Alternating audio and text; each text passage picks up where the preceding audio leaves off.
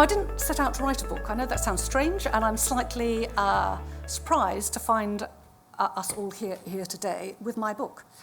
I was simply intrigued about what happens when a politician leaves office. I'd done it myself, as you'd heard.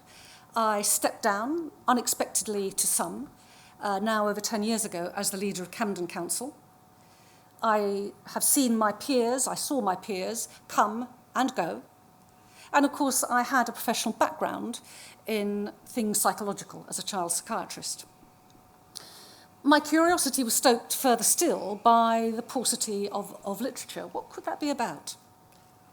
I was interested initially in the human experience and what happened subsequently, but the volume of material that I gathered and its richness, together with me thinking more about what the wider implications might be for our representative democracy, somehow ended up a few years later as this, as I've called it in the introduction, this neatly bound tome. But first, let me take a step back and something that resonates with what Charles has said. Why bother with leaving politicians and their leaving of office? Why bother with that? Politicians, after all, know the deal.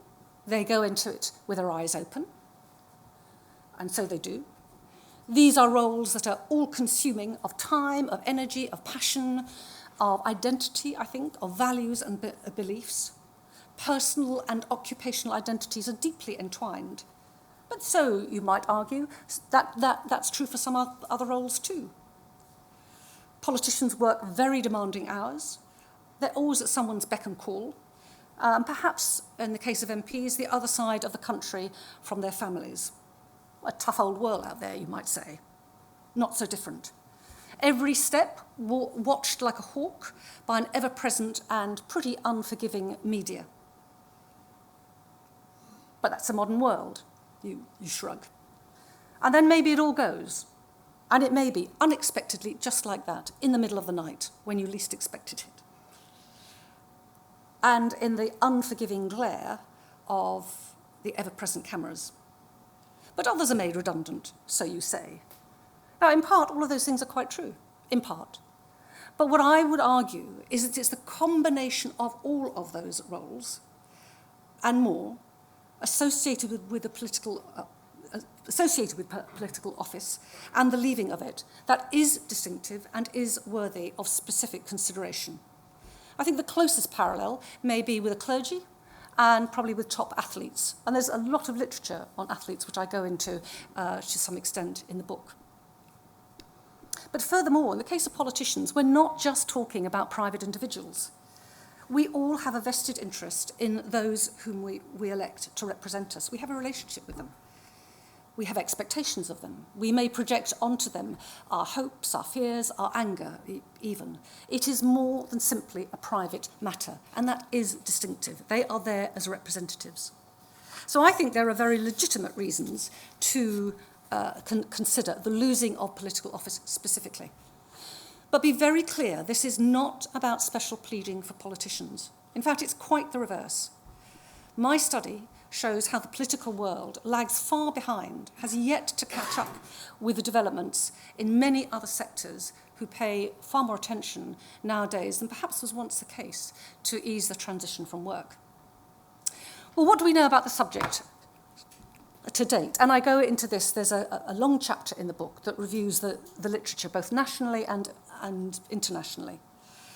As Professor Kevin Theakston from Leeds has written, most of the work to date has been done by heads of government, but the club of former heads of government is one that few leaders want to join, and that's true of democracies and dictatorships alike.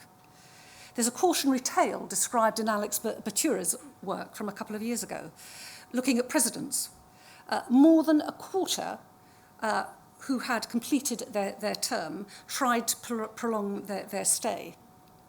But for them, the omens are not good. The majority were ousted, exiled, or assassinated. But here, of course, the interest is primarily in Western-style democracies. US presidents is where the modern literature really began, and that was in the earlier part of the 20th century. And it took until the end of the 20th century for there to be more attention in Europe, including the UK, in Australia, and in Canada. There are, of course, very few examples of heads of government, leaders of all sorts actually, leaving on their own terms. One notable and very recent exception was John Keyes, Prime Minister of New Zealand. Unexpectedly, for most of the population, he was on the verge of his fourth term as a very popular leader. Few leaders, Keyes said, know when it's time to go, and he was determined not to be one of them. He wanted to go at the top, he wanted to make room for new talent. He'd never seen himself as a career politician, and he said, he didn't want to find myself in the position many leaders around the world find themselves, which is disgruntled and unhappy. And yet, of course, nowadays, there are many more opportunities open for heads of government than once was the case in international organisations, for example. And that's relatively recent. But what about politicians who are leaving less exalted positions? I looked at the literature concerning party leaders, members of cabinets, parliamentarians, and very determinedly, local government. There's quite a bit from Canada, but in the UK, there is some, led by Professor Kevin Theakston, I mentioned, who's in Leeds. They have made key contributions in studies using survey data of MPs from the Westminster Parliament. Dr. Richard Kwiatkowski, who's here today, has written very thoughtfully on his insights from his broader interviews he's conducted with MPs in the Westminster Parliament. But there's little using interview data, and none at all, to my knowledge, about the exit of leading politicians from local government. I wish I were surprised by that, but sadly I'm not. So, given that gap, I set out to explore, and you've heard a bit about that study. I conducted 41 interviews in total. I'm just going to canter through some of the findings, if that's okay. Many assume that those politicians who choose to stand down will fare well, in distinct contrast to those who are defeated. Now, in my study, that wasn't necessarily the case. Manner of exit is certainly an element, but it's not a simple division between those who stood down and those who were defeated. A couple, for example, who were narrowly defeated, one by single figures, had flourished after an initial period of devastation, whereas two who had stood down, I talked to some while after their leaving of office, had struggled far more. But most, whether they had chosen to go or whether they had not, had grieved, and I do use that word with care and advisedly, they'd grieved the loss of political office. As in adjusting to a very different life, as you've heard from Charles, most had experienced, at the very least, a sense of dislocation. And I think that's quite a good word for it, actually. How to structure the vast amount of time that suddenly opens up. Coming to terms with no longer mattering in the same way. And finding a new narrative. I think that's what it's about, finding a new narrative about who you are and what you do. And a number had struggled to find employment. Charles is absolutely right. I really want to refute this widespread notion that there's some sort of revolving door between MPs and a lucrative, MPs certainly, people have this notion of, and a lucrative private sector. In the UK, at least, the evidence is that this is simply not the case. And that was borne out in my study too.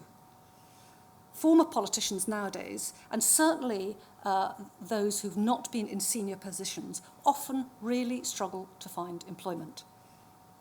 But in addition, there were many of those who had been defeated described an emotional turmoil. Unsurprisingly, isn't it? I mean, a profound sense of personal failure, a crushing lack of confidence that persisted over time for some. And do bear in mind that my interviews were conducted mostly around 2 years after the loss of office. It wasn't in, 3, 4 months subsequently.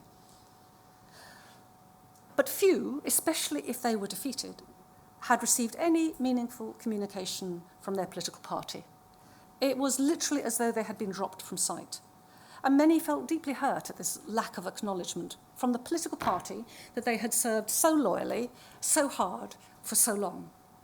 Many had nothing at all, or if they had, it was too little, too late, and too impersonal.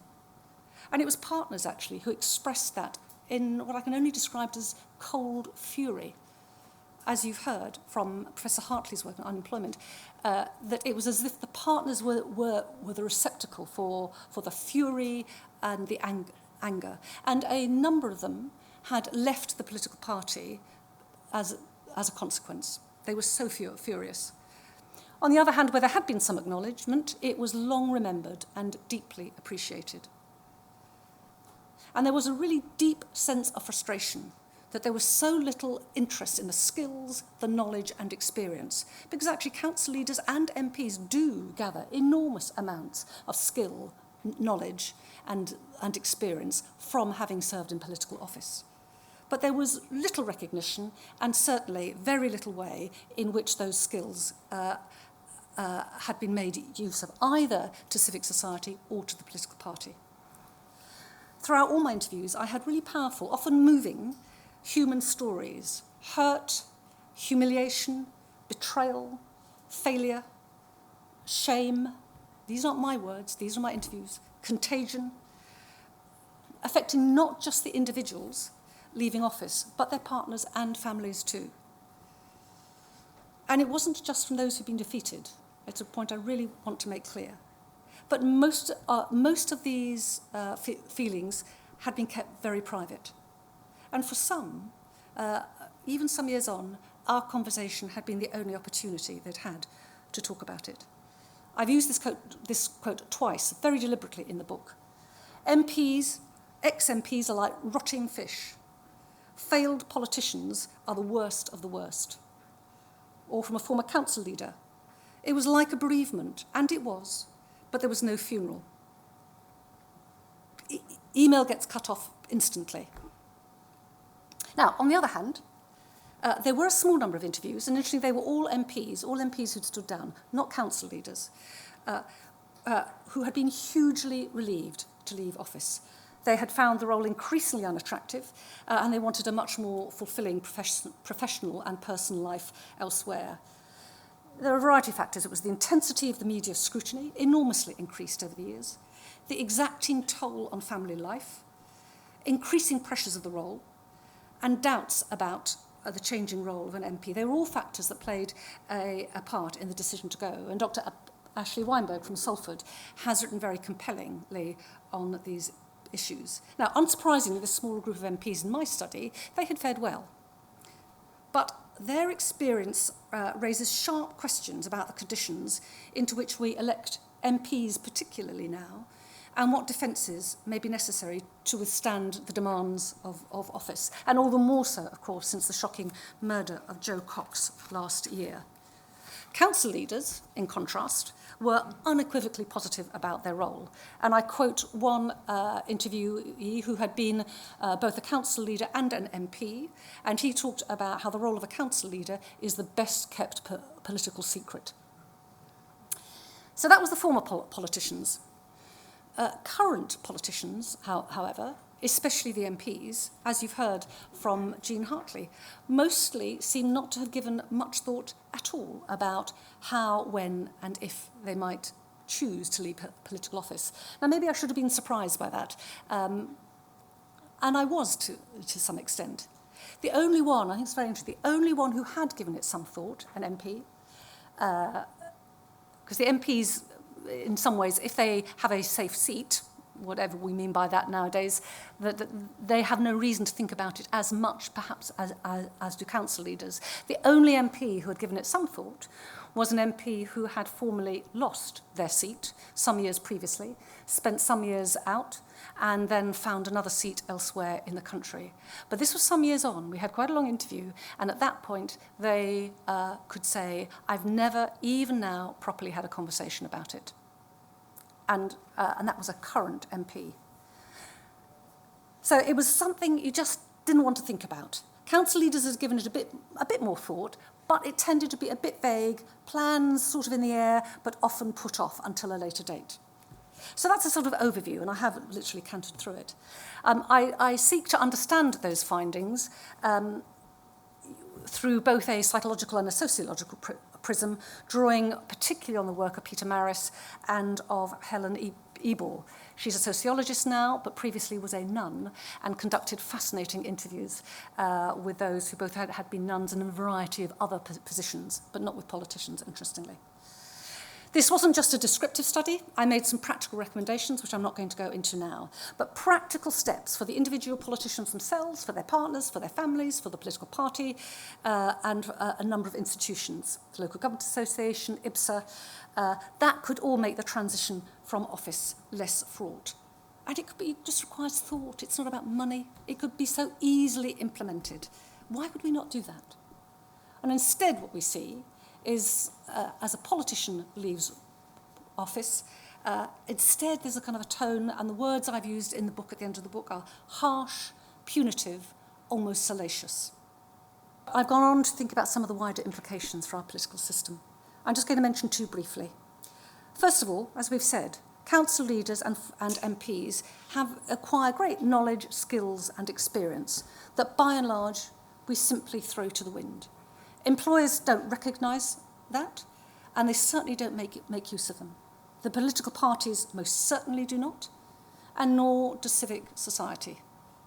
Now, at a time when there are concerns about how ill understood is our political system, this does seem careless at best.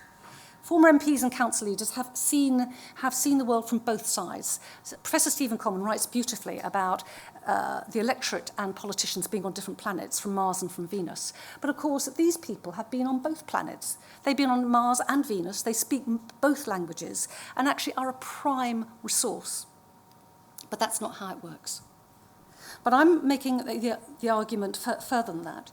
I'm saying that how politicians gain office, their experience of holding office, and how they exit office all contribute to a fluidity between those who are elected to represent and those whom they represent, essential to any healthy system of representative democracy.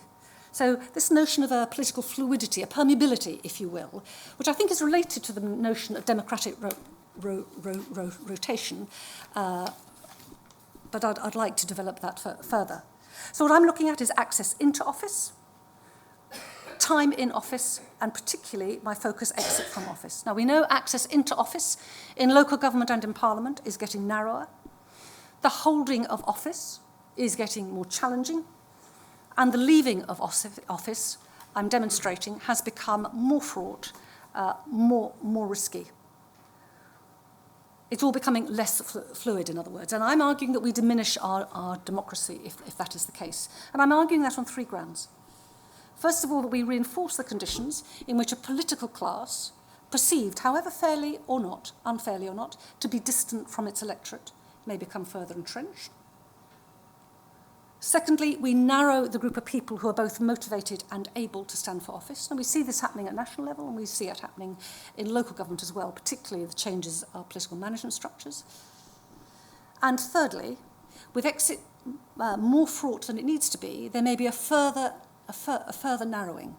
People put off from standing in the first place, and for those who are currently in office, it may be too risky to leave, so that there are fewer opportunities for us all to share in the fullest experience of political citizenship, that is, representing others. And none of this serves us as citizens well.